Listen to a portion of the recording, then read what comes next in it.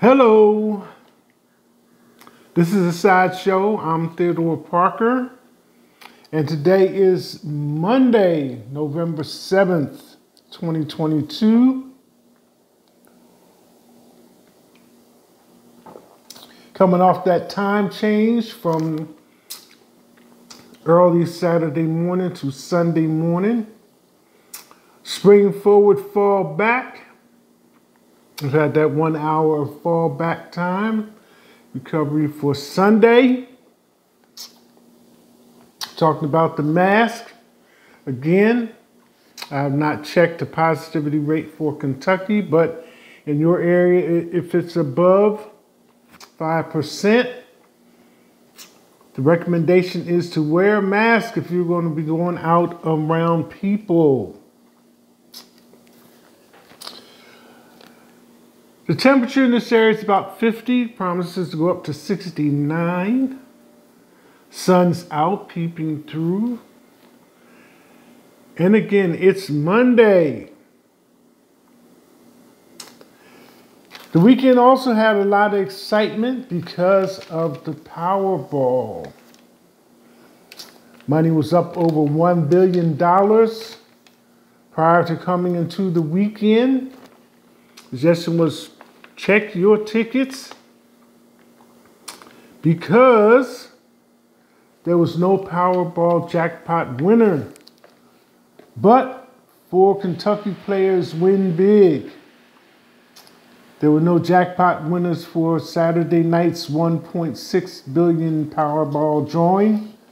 But 4 players in Kentucky are still walking away winners as lottery fever continues to grip the nation. I forget what the reporters and commentators said the odds are in winning. Getting struck by lightning, attacked by a grizzly, and I think it's one other. But as one player said, I can significantly reduce those odds just by buying a ticket. 2 tickets, one sold in Benton and the other in Midway. Midway is in the direction the crow flies, as they say, on the way to Lexington. It's after you get to Louisville. Guessed all 5 white ball numbers, but not the Powerball, earning a $1 million prize. The Benton player also added a power play to their ticket, making it worth $2 million. 2 other winners matched 4 white balls and correctly guessed the Powerball and will each receive a $50,000 prize. The person in charge of Kentucky Power Play says, keep on dreaming. The winning power numbers from Saturday night drawing were 28, 45, 53, 56, and 69, with the Powerball of 20. So we'll see how it runs around. Powerball jackpot.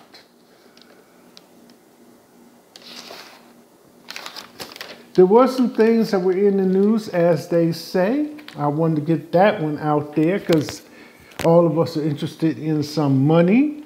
Excuse me. So the sideshow. If you're watching on Facebook, WhatsApp, Instagram, you can like, underneath the video playing, it says like, comment, and share. You can also tend to do some other things there. Google, YouTube, like underneath the video, comment, and subscribe.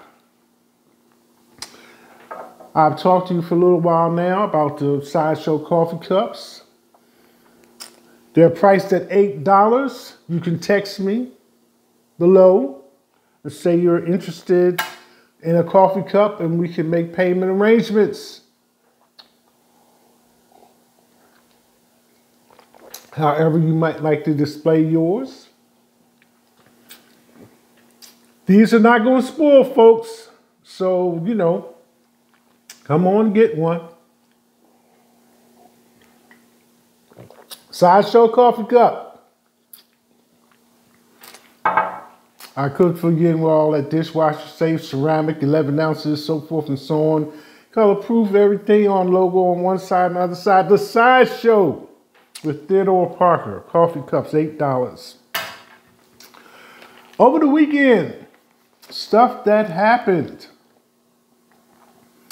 This one I found interesting, just taking it off the top, because it was earlier this year, I believe, when the wife of one of the cartel bosses came into one of the airports around Washington, D.C. with $1 billion worth of drugs, mixed between cocaine, marijuana, amphetamines or something, and she got busted. Okay, this is kind of like on the level of that. A ton of cocaine found on cargo ship from Montenegro, the head of cartel, one of the cartels in South America. So it has a combination of things because, number one, a ton, for you non-initiates, all of us are familiar with a wooden pallet. Okay, a wooden pallet, you know, stacked with goods up 6 feet is 500 pounds. So 4 of those would make a ton. But the interesting thing is that this man did not just load the ton of cocaine on the ship and proceeded to sail to his destination. He had arrangements between the members of the crew members of the ship, people along the way, port authorities, etc., etc. So also, if you're not familiar, I think it's 3 miles out from any shoreline, then you're in international waters, so it's not saying where all this was going on. But let me just tell you, he had people bringing cocaine to the ship or to the boat while they were en route to their destinations. So there would be whatever amount of pauses there were to load the cocaine on while the ship was en route to its destination.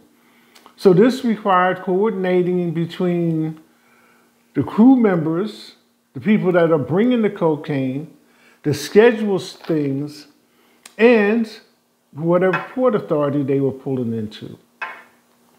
And they found them with a ton of cocaine. That's a lot of cocaine. So that kind of stuck me. Plus, if I'm not mistaken, Montenegro, I'd been doing some interesting stuff to me earlier, months ago. And it had to do with what places there are no black people. And I ran across this young African lady from Nigeria who had been interested in traveling around to the different places that that were accessible to her in regards to how black people were being treated.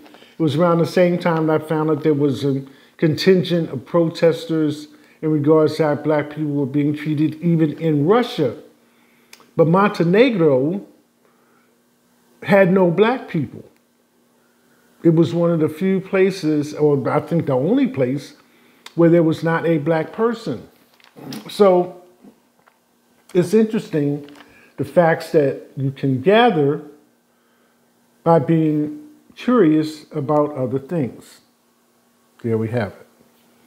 Which in South America brings me back to the Brazil elections. Brazil, the election was like 50.1 and 49.9, and it was so close.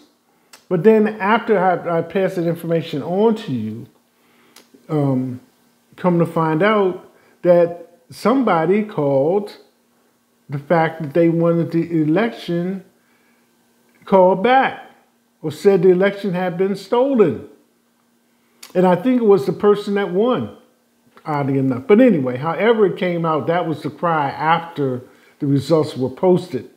But things kind of settled down and smoke cleared and everything kind of went away. So the person that was in office in Brazil is still in office or is in office again.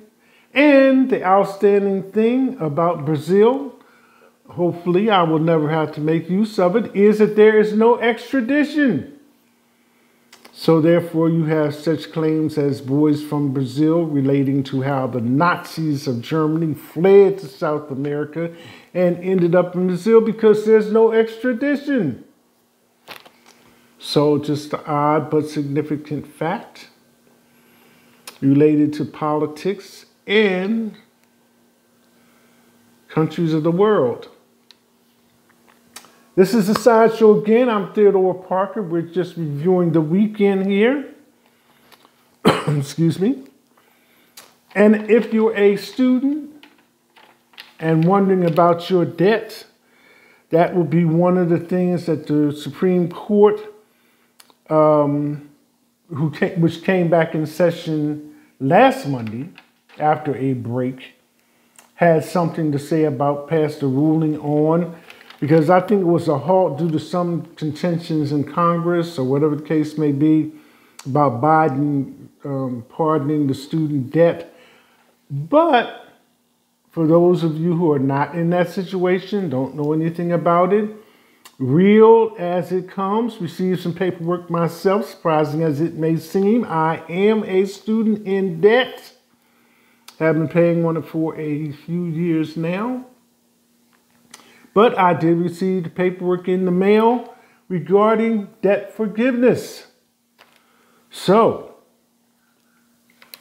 we'll see how quickly they get this resolved. Supreme Court is also scheduled upcoming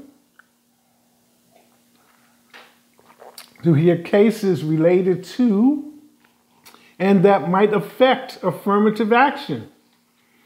I know for years, as a black man in America, that it was a given, quote, that would allow me to be considered as important enough to get in, as to say, get in where you fit in, but related to jobs and specifically education, in this instance.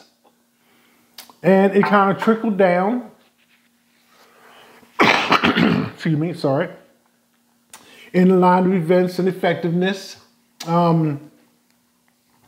Blacks, Hispanics, Asians, Pacific Islanders, all those people that consider as minorities to be affected by this decision, affirmative action, how it's going to look after the fact.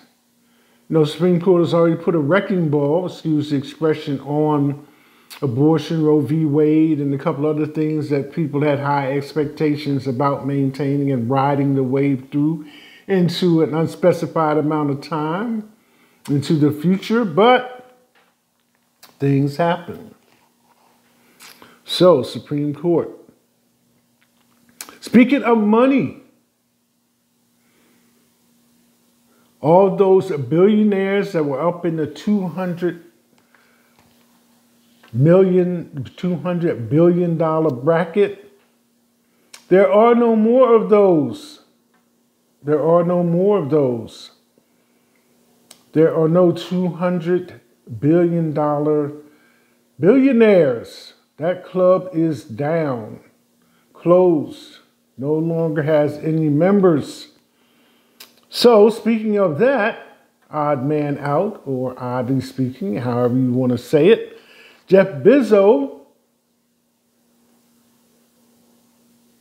looking at Jay-Z to partner up to buy the Washington Commanders football team for $6 billion. It sounds strange to hear single-digit numbers about money that high. It's always like doubles and triples and all that, but we're talking about a single digit, $6 billion, for the Washington Commanders football team. And word is out that LeBron James, along with Kevin Durant, may be interested in investing with Jay-Z in same. But for sure, the offer is out there in the media. Fallout from Kyrie Irving Twitter post and slow apology from Kyrie about his anti-Semitic comments resulted in him being fined let me adjust that. Resulted in him donating $500,000 and the Brooklyn Nets donating $500,000 to the Anti-Defamation League. And as a few days went by, Kyrie Irving had a 5-day suspension. Then another quick turn of the page, and Nike dropped Kyrie in regards to the Kyrie 8. So they're suspending business dealings with him. So now, I'm going to put it this way. I look at social media for news items. You might look at social media to post things. Either way, we both have an interest in social medias and what's going on there. But it does not only stand to reason that nowadays, if something happens and something goes up on social media and it's not received well, that it behooves a person to hurry up and make that apology, because comments have been swirling around this issue with Kyrie Irving that he was reluctant, to accept his part in the responsibility of his comments. So the apology was kind of dragging. It's like, well, okay, even if, you misunderstood what I'm saying, I'm sorry if your feelings got hurt, or that was not my intention. So, either way it goes, I apologize for your feelings being hurt, or, whatever, however you want to phrase it, whatever circumstances are, whatever the facts may be. But the Nets had to really, talk to him kind of strong, to get him to open up. And he just, like I said, I'm not picking on the man. Nobody's perfect. But he just went through all this business about being vaccinated. So now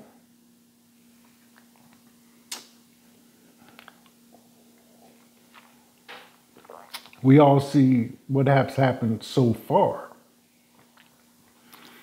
Kyrie Irving and Brooklyn Nets Twitter post. Here's the one that you all been waiting for, I'm pretty sure. Tomorrow is November 8th, midterm elections. So politics, going to the poll, all the rest of it being what it is. Politics on November 8th midterms. Okay. You got the red and the blue.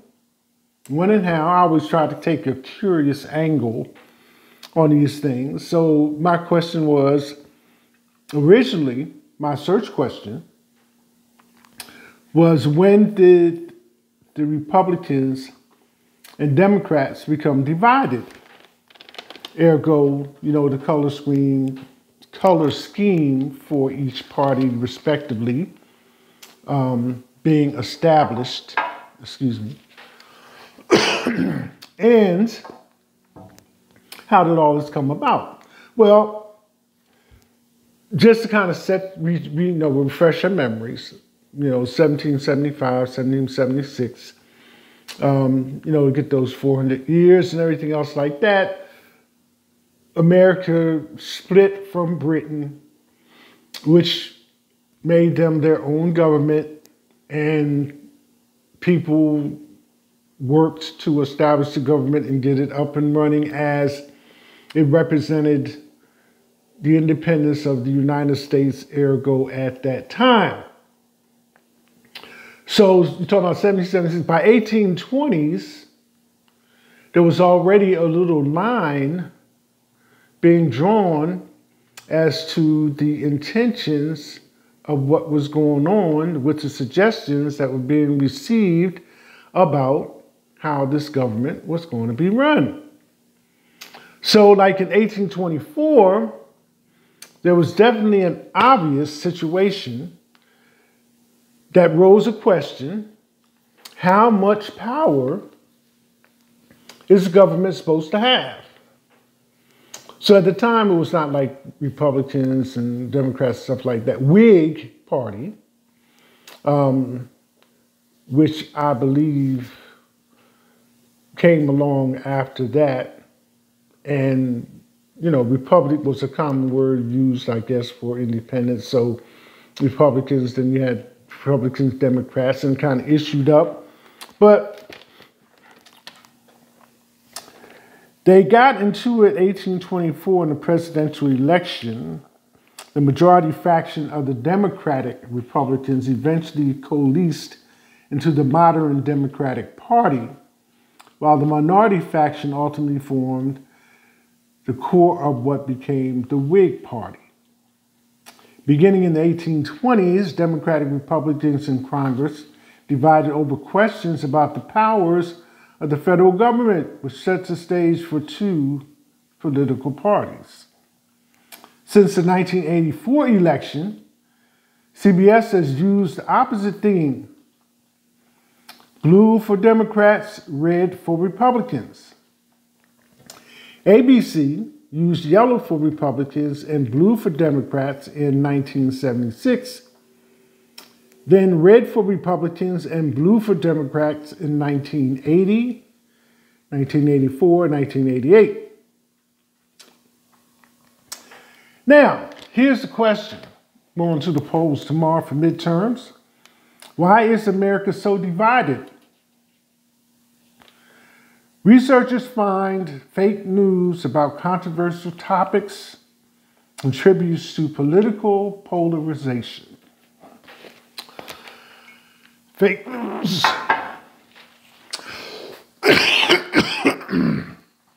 Sorry, tickling in my throat due to allergies. Be that as it may, there are some facts for you related to politics in American history. Going to the polls tomorrow to cast your vote.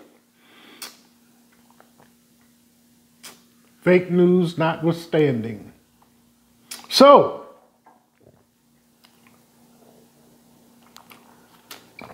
this is a sideshow.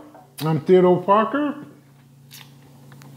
Today is Monday, November 7th, 2022, the start of the week.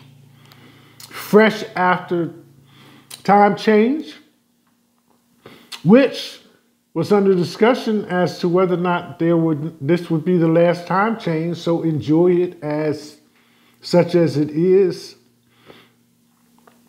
because I think it's been accepted that we'll just go straight daylight saving time. So keep all these little jewels and gems in mind. We might be the generation that says, well, I was there. I was there. Anyway, this is the sideshow. I'm Theodore Parker. Monday, November 7th, 2022. That's it. Hashtag.